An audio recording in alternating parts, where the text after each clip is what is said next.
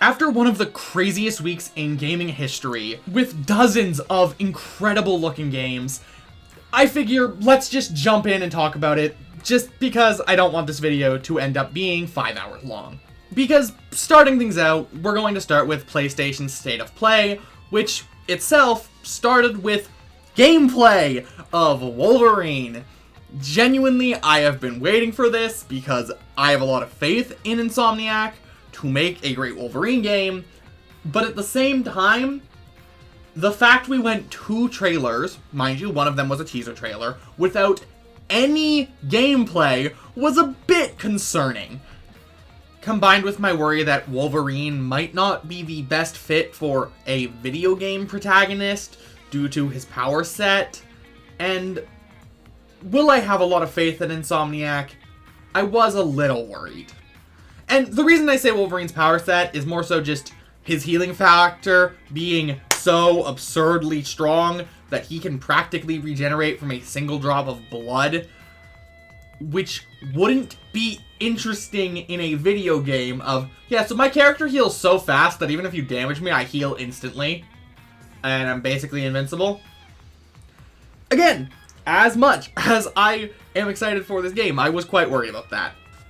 Also, before we move on to the next game, I just want to note, if I skip a game you are really excited for, sorry, there's so many games that I need to skip some, especially the ones I personally have less to say about, because I'm either less familiar with the franchise or the developer, even if it looks incredibly promising, but I don't have a basis to say.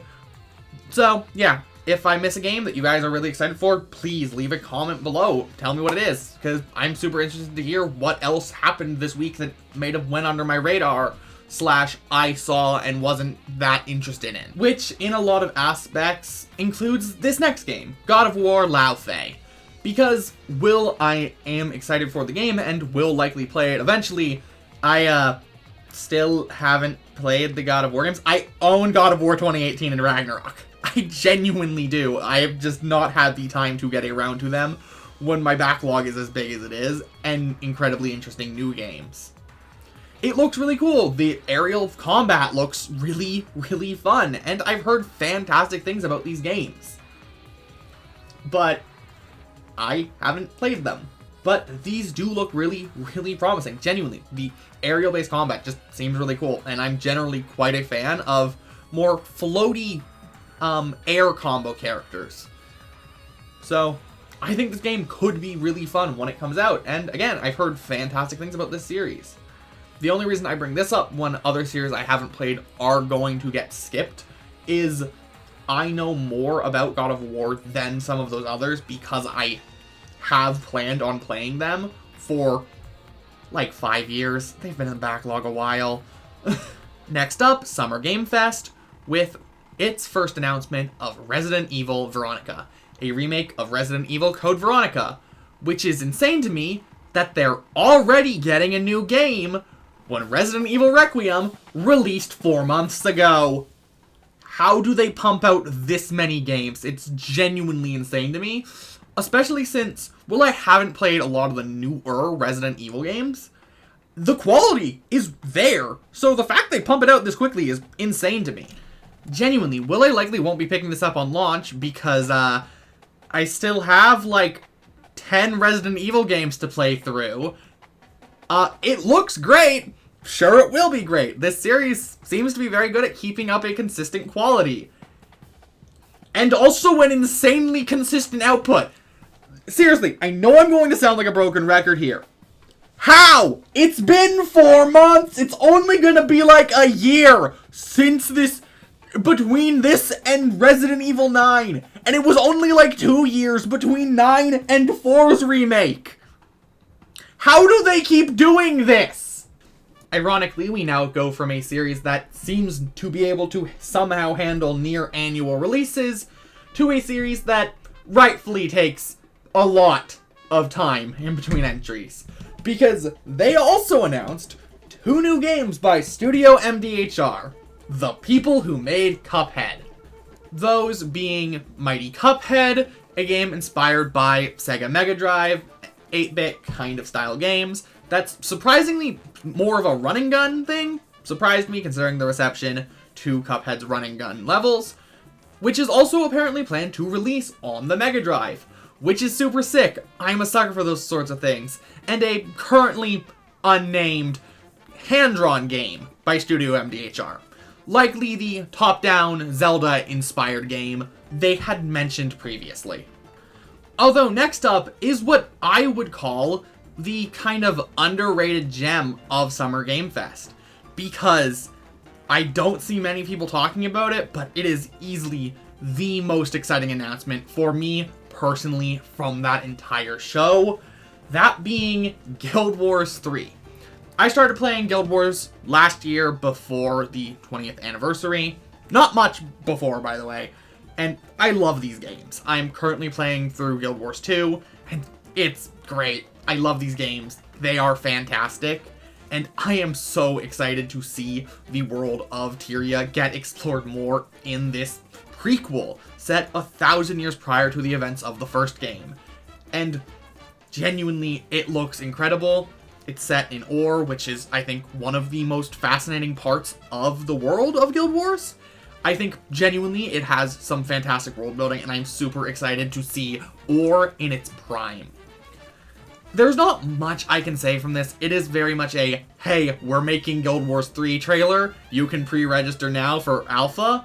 But it looks fantastic, and I am incredibly excited. Genuinely, easily the sleeper hit of the entire Summer Game Fest. And that's coming from someone who personally doesn't really care for MMOs usually. That is how much I love these games.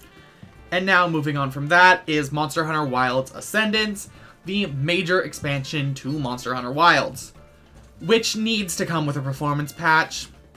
I'm begging you, Capcom. It would help your sales tremendously if people could actually play this game, because it is genuinely a fantastic entry in the Monster Hunter series. I quite enjoyed it when I was able to play it, but I have a really good PC, and even I struggled to play it at certain points. It's genuinely sad to me, a game series that I love as much as Monster Hunter, that I think is super cool and super great to play with friends. You can't really do that because you need insanely powerful hardware to be able to play Wilds, and I really hope that this expansion can at least partially help alleviate that. Because I am excited to jump back into this game. I am excited to play it. I am excited to see what Ascendance has to offer, what monsters it brings back or adds. I think it could be really cool, but it needs performance that functions.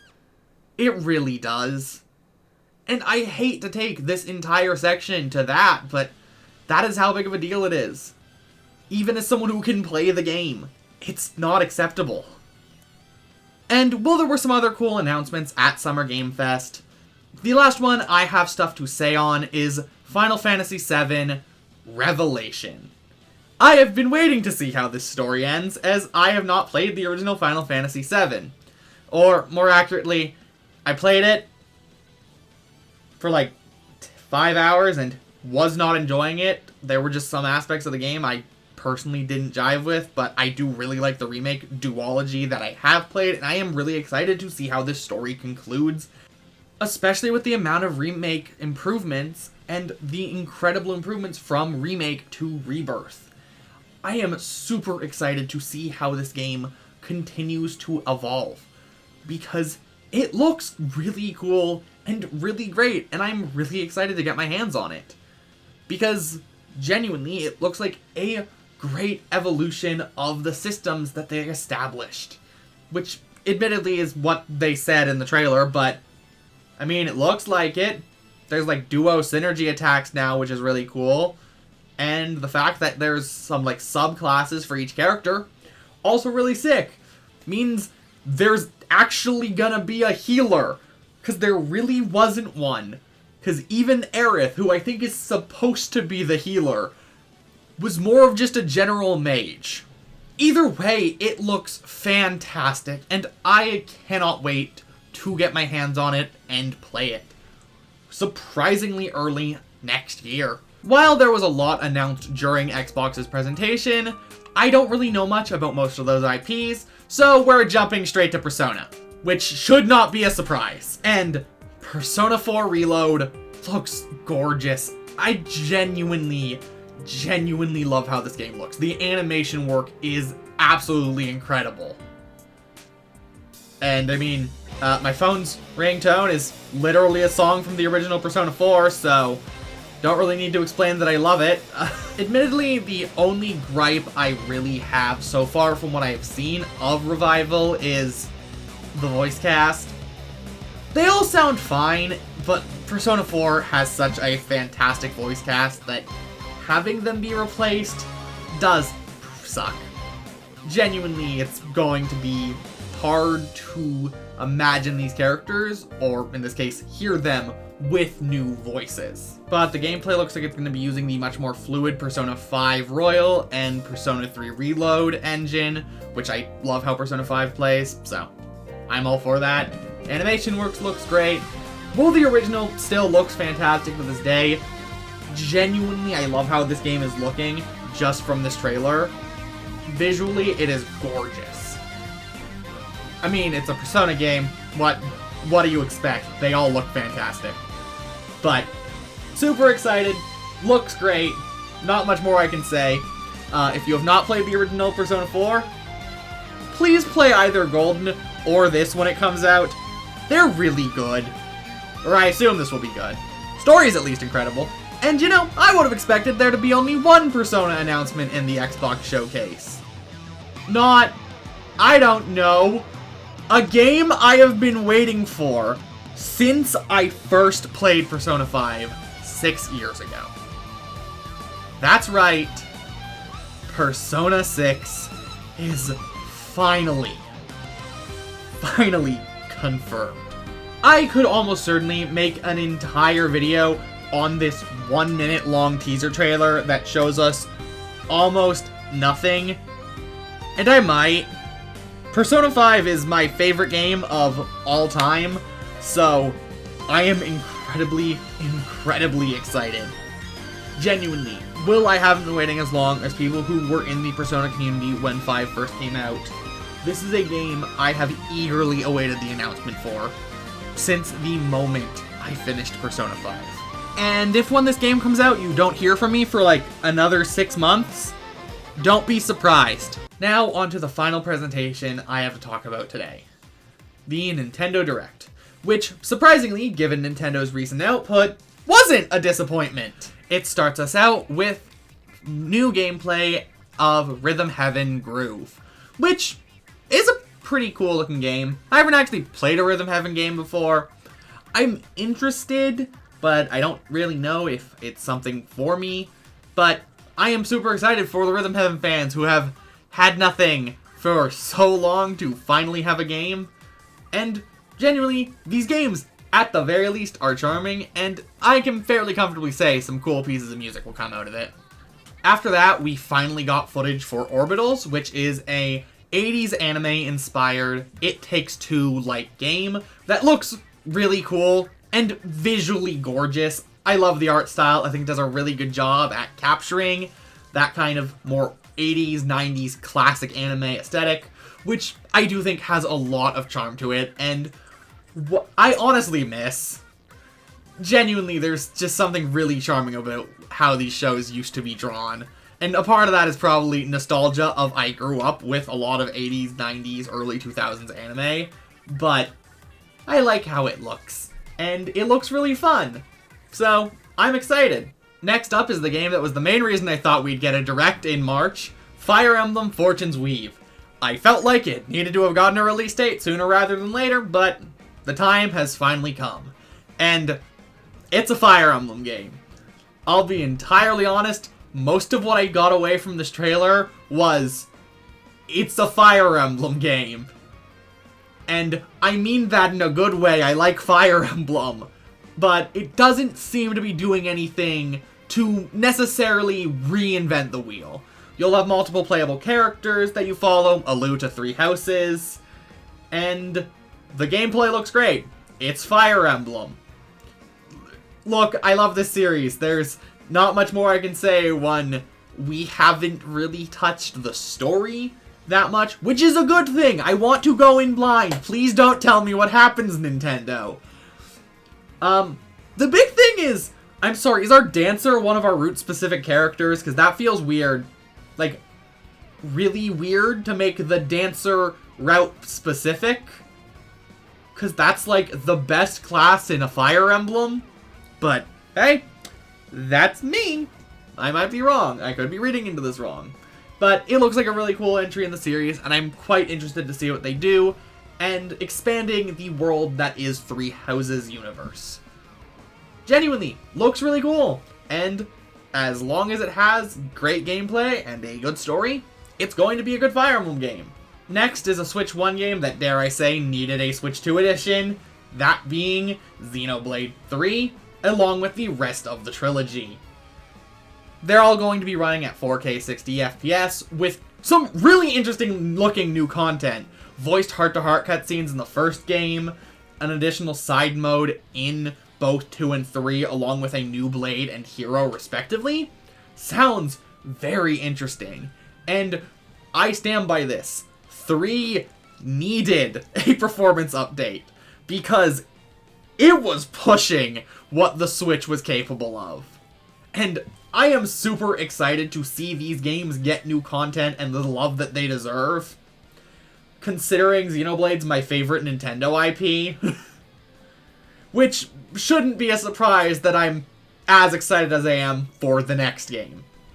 Because they genuinely announced the game I bought a Switch 2 for. I bought the console for the inevitable Xenoblade 4. That was the game I knew was going to make me want the system, and there were already a couple games out, or coming out, that I was interested in. So, it was a pretty easy sell. And I am super excited to see what is next in store. Monolith are incredibly talented developers, and this game looks really interesting. It is really surprising because it's much more openly high fantasy compared to the other Xenoblade games, which are, well, they're fantasy, use that to hide something deeper, and I'm very interested to see what exactly it is that Xenoblade 4, or as it's being called, Xenoblade Genesis, is. Because I am fairly confident, knowing Monolith Soft, that there is more to this than what they have shown. There is a much deeper layer. And that's before the fact we haven't even seen gameplay. Don't know how it will play. I know it will be fun, because genuinely, I love the Xenoblade series. I am super, super ecstatic to see not only the trilogy get more love, X finally get an ending, and now a brand new entry in the series. I'm ecstatic! Genuinely, this is the Nintendo game I was waiting for them to announce, because it was inevitable. Xenoblade is a series that is profitable enough to keep going, and is important to keep going, because Monolith is such a major pillar, and ironically enough, a monolith at Nintendo's development side. You actually see them in the credits of a lot of Nintendo games, because they help optimize a lot of the games, because Monolith are masters at pushing a system's hardware, especially Nintendo's. Next was more information about Splatoon Raiders, which, I mean, it's a single-player focused Splatoon game we already had multiple trailers for. There's not much new to say. Game looks good. One thing I did notice while watching this is, and I think it's because the first time I've really paid attention to Splatoon Raiders in a trailer, because the other ones I'm like, I'll pick it up, is these games look really good on the Switch too. Like just some subtle details within the models and texture work that they wouldn't have been able to do on the Switch 1 that look really good. Either way, I love Splatoon single player campaigns. Not much more to say. Next up is the announcement of the release date for Deltarune Chapter 5, which is June 24th, and it looks great. I love Deltarune. I can't wait to play it. I can't believe it is releasing the time it is. God, it feels weird to have 2 separate video game updates I'm super excited for releasing within a couple days of my birthday. This keeps happening. And I'm used to it with Sonic, but like... Either way, super excited for Deltarune. Love chapters 1 through 4. Can't wait to see where the story goes and what it has in store. They then showed additional footage of Kingdom Hearts 4 and announced it will be coming to Switch 2 at launch, where my immediate reaction was, take a shot for every time they say the word darkness. They then proceeded to say it almost immediately after me saying that. I don't have much to say. I've played Kingdom Hearts 1 and Chain of Memories. Game looks really cool. Don't know why Sora is just in actual Japan, but I'm sure it will make sense with context, or maybe it was explained in one of the 800 Kingdom Hearts games I'm yet to play. Who knows? This series is convoluted. And the final announcement of the Direct, and this absolutely crazy week, is a remake of The Legend of Zelda: Ocarina of Time. Again, didn't they already remake it on the 3DS? Isn't this just the same thing they did with Star Fox? Where it's just a remake of a game that already got remade on the 3DS from the N64? We're doing this again, but people aren't complaining this time? Okay. But all that's just my thoughts. Are you upset I forgot one of your favorite games, like Pocopia? If so, tell me what I missed. Either way, I'll see you guys in the next one. Bye!